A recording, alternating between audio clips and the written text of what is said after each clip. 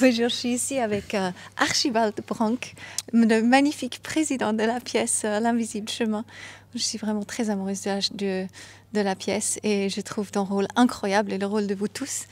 Et en fait, tu joues donc ce président. Ouais. Raconte un petit peu ton rôle et qu'est-ce que ça fait avec toi de jouer ce rôle? Alors, mon rôle, c'est... Je dois parler là ou là? Oui, les deux. Les deux. Alors, bonjour, bonsoir. Mon rôle, c'est un président donc, qui est président d'un pays quelconque, on s'en fout lequel. Et en plein meeting, il voit sa mère qui est décédée déjà il y a longtemps, parce qu'il avait 6 ans quand elle est morte. Et donc, il devient un peu fou, enfin, il perd connaissance, et puis quand il se réveille, il est dans une clinique. Et au début, quand il se réveille, il pense qu'il est dans un asile de fous, et petit à petit, il se rend compte que c'est pas vraiment un asile de fous, et que c'est justement des gens qui ont des potentiels, plein de potentiels différents, humains, des potentiels comme scanner le corps, comme... parler avec les êtres chers qui sont déjà décédés. Et petit à petit, il commence à intégrer cette information-là comme quelque chose de possible. Et petit à petit, il commence à accepter que la vision qu'il a de sa mère, parce qu'il continue à voir sa mère, la vision qu'il a de sa mère est réelle. Et il commence à parler avec elle et à la voir vraiment et pouvoir la toucher et tout ça. Voilà. Et c'est seulement à ce moment-là qu'il va être relâché en fait de la clinique. Et c'est à ce moment-là, ouais, qu'il devient transparent et puis qu'il est sans jugement par rapport à tout ça, en fait. Qu'il accepte vraiment. Qu'est-ce que Voilà. ça a fait pour toi maintenant, Pablo? Qu'est-ce que ça a fait pour toi? Paolo. Paolo, C'est pas pardon. grave. Depuis le début, quand tu as été invité de jouer ce président, qu'est-ce que ça fait avec toi Est-ce que tu étais déjà dans ce monde de l'invisible ou... Alors, ça fait 20 ans que je suis un peu dans tout ça. Et justement, moi, je fais le chemin inverse du président. C'est-à-dire que moi, depuis 20 ans, je crois... excusez-moi.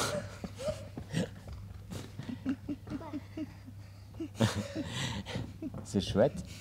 Ça fait 20 ans que je suis un peu là-dedans. Et en fait, je suis plus du tout là-dedans. Donc, je fais le chemin inverse du président. J'étais quelqu'un de tout à fait acquis, ouvert et connecté à plein de choses comme ça. Et en fait, je n'y crois plus du tout.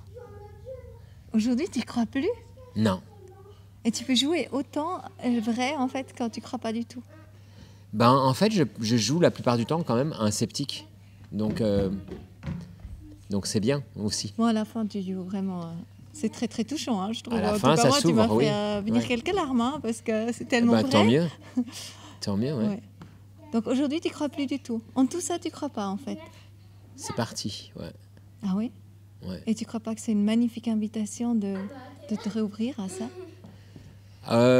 Alors ça, je pense que c'est un discours de manipulation, parce qu'il y a une voyante qui m'a dit ça, et puis je lui ai fait, ouais, ça va. De toute façon, quoi que je vais dire, vous allez le récupérer pour dire oui, mais justement, on vous coupe pour que vous puissiez jouer un sceptique. Vous savez pas ce que c'est être un sceptique.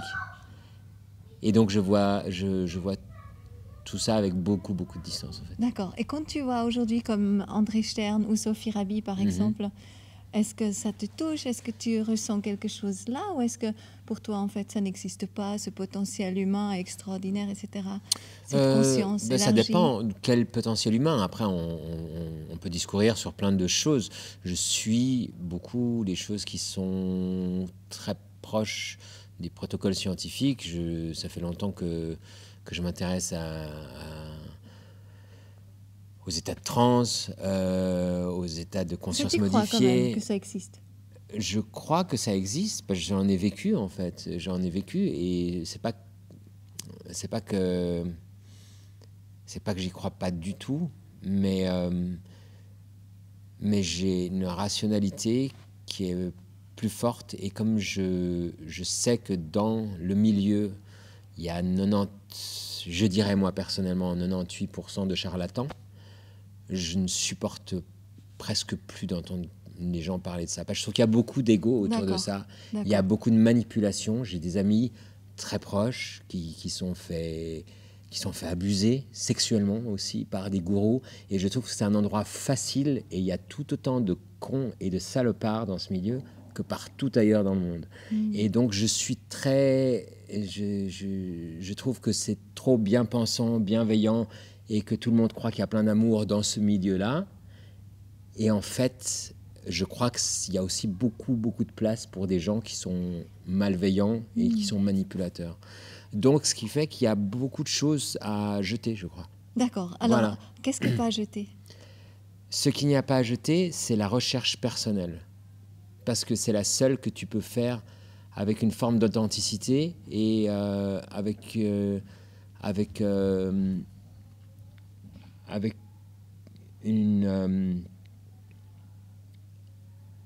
liberté qui te permet de garder une sortie de secours dans ton mental qui peut te rattraper, où tu n'es pas en train de suivre quelqu'un, suivre une méthode, suivre quelqu'un qui te fait chanter des mots que tu ne comprends pas. Je pense que écouter ce qu'il faut... C'est ça que tu veux dire? Alors, écouter son cœur, c'est déjà pour moi une forme de... C'est déjà une théorie en soi. Parce que j'ai beaucoup suivi le côté du HeartMath Institute, la cohérence du cœur et du cerveau et des choses comme ça. Et puis je crois qu'il y a beaucoup d'a priori, il y a beaucoup des vérités qui sont énoncées. En plus, on dit qu'elles sont back-upées par la science, alors que la plupart du temps, souvent, ce n'est même pas vrai.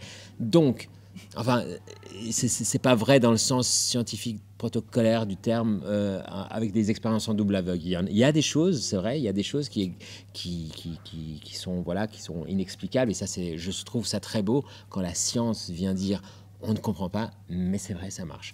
Alors, par exemple, la conférence de Corinne Sambrun m'a beaucoup touché. Par exemple, Corinne Sambrun qui a fait cette démarche de ramener l'état de transe dans des laboratoires avec des mesures du cerveau, et qui arrive à reproduire ça, qui a réussi à trouver quel genre de son peut plonger 80% des gens qui l'écoutent dans une transe profonde, c'est-à-dire dans un état cérébral dans lequel la pensée circule différemment.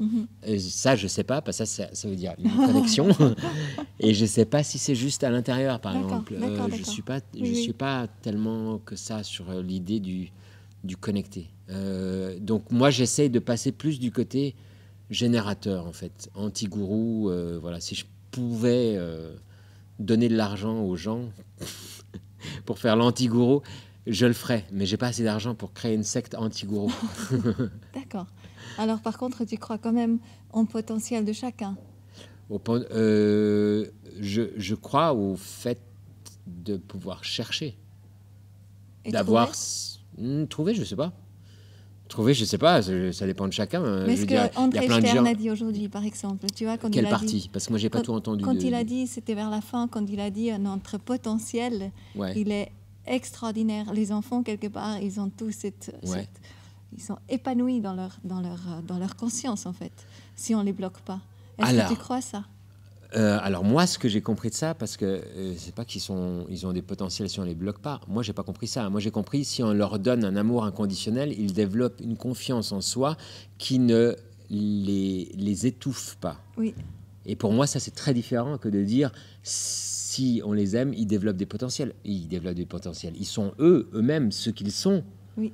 Et pour être au mieux d'eux-mêmes, si on ne les étouffe pas, si on les aime inconditionnellement, ils ont cette confiance en eux et puis ils vont se permettre de vivre le meilleur de leur vie. Pour moi, c'est ça que j'entends. Oui. Toi, oui, tu vois, mais toi, tu parles de potentiel tout de suite, où moi, je fais la distance, je fais non, c'est pas qu'il y a des potentiels, que tout d'un coup, tout le monde peut arriver à... Alors, certains disent tout le monde peut arriver à faire ça ou à faire ça, voilà, mais...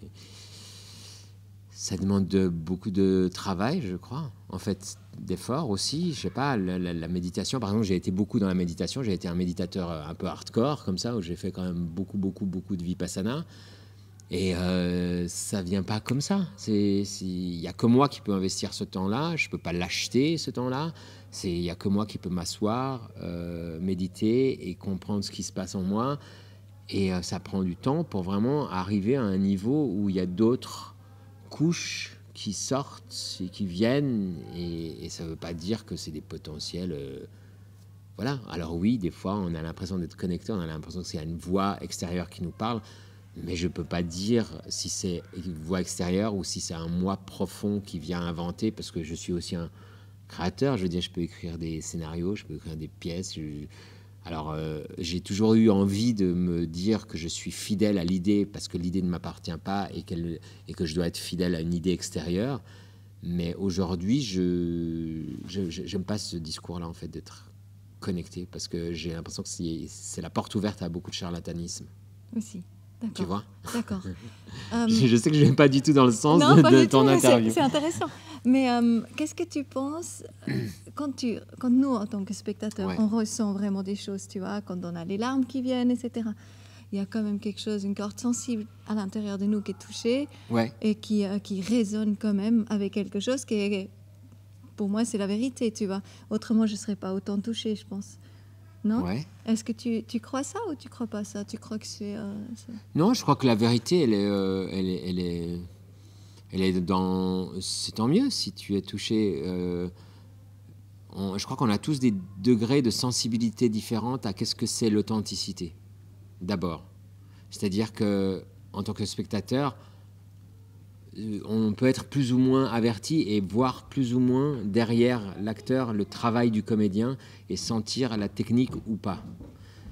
Et ça, il y a des spectateurs qui vont jamais le sentir et qui vont accepter tout parce que c'est des très bons publics et puis ils s'en foutent de penser ça. Et puis il y a d'autres personnes qui ont travaillé un peu ça et qui vont voir le travail de l'acteur derrière et ça va les mettre un peu à distance. Et puis la même chose en tant qu'acteur, on peut travailler soit de manière très technique et pouvoir avoir accès aux émotions sans vivre quelque chose d'absolument transcendantal, en fait, parce que l'émotion, c'est aussi un muscle qu'on peut entraîner. Et donc, c'est pas forcément lié à la vérité. Alors, après, moi, là, dans cette pièce, par exemple, je me sens vraiment traversé par des émotions que moi, j'estime authentiques. Et parce qu'il y a 2-3 ans, j'ai mis un peu en arrière le côté... le côté contrôlant, enfin le côté très contrôlé de l'acteur. Et je suis passé à un autre style de jeu, on va dire. En tout cas, on adore ton jeu, hein, ça c'est sûr. Merci, non, mais je suis très content de jouer ce spectacle parce qu'il me permet justement de plonger dans des émotions très différentes et d'avoir je sais qu'il y a quelque chose en moi qui est assez proche de ce que vit le président. Donc j'arrive à m'y connecter, on va dire, à cette partie de moi. Et donc j'arrive à ressentir cette tristesse par rapport à la mère, sans penser que c'est ma mère, sans faire des projections ou des choses comme ça, mais en me disant, ah oui, si cette personne n'a pas vu sa mère depuis qu'il a 6 ans, s'il la revoit, comment... Par des exercices, par des voilà, c'est pas des techniques, on va dire, mais c'est plus une disponibilité. Et la pièce en soi, comme ça, quand tu écoutes les mots et tout ça, il y a quand même quelque chose que tu trouves aussi assez transcendant quand tu l'entends, quand tu es comme spectateur aussi, ou est-ce que... Comme spectateur, j'ai jamais écouté, à part en captation, parce qu'on a un film que j'ai trouvé horrible, la captation, c'était l'année passée. Et je trouvais que je jouais très mal parce qu'on avait eu très peu de temps de préparation et puis on jetait le texte comme ça, donc il n'y a pas du tout de concret comme on l'a trouvé un peu maintenant pour cette deuxième phase. Et quand je suis un petit peu à l'extérieur, quand je ne suis pas dans une scène et que j'écoute, ou bien quand j'entends par exemple ma mère qui me parle, où moi je suis censé dormir, où je dors, enfin le président dort on va dire, moi je ne dors pas, et tout le monologue de la mère, parfois il peut me toucher au point que ça m'apporte une émotion forte Et je pense que c'est un alliage entre le texte qui est bien écrit pour certaines parties et le jeu de l'actrice qui arrive à se connecter avec moi et à me faire croire que je suis son fils et qu'elle vient d'entre les morts me laisser un message. Voilà. C'est beau. Merci. C'est ça. Merci, Paolo. Ben, je t'en prie. Et puis, tu es touché quand les feedbacks des gens? Quand les feedbacks des gens, bah, ça dépend. Bien sûr, c'est toujours gratifiant de voir des gens qui sont touchés. Mais tout le monde n'est pas touché au même endroit et chacun a ses raisons d'être touché. Et quand il parle, des fois, tu peux aussi sentir qu'il y a derrière une forme de validation de quelque chose qu'ils vivent. Et moi, je ne suis pas toujours sûr si c'est la validation d'une forme d'égotisme, tu vois, ou de psychose même chez certaines personnes, ou si c'est simplement quelque chose qu'elles ont vécu et qu'elles ne savent pas quoi en faire, et que de tout d'un coup, par rapport à une parole publique, ça les apaise. Ça, c'est ce qui me touche le plus, c'est ce genre de spectateurs qui ont vécu vraiment de manière troublante des choses similaires et que la validation d'une parole publique fait que ça les apaise de voir quelqu'un d'autre parler de ça. Merci. J'en prie. Merci, magnifique. Et bonne suite jusqu'au Oui. 18 octobre. Oui, Ici au c'est ça. Théâtre Épitaphe. Au Théâtre Épitaphe, tous les jours presque, sauf le lundi et le mardi. Avec des magnifiques conférences aussi. Avec plein de conférences. Samadi-project.ch, c'est ça? Comme CH? D'accord. D'accord. CH Comme ou comme, CH, vous voilà. essayez.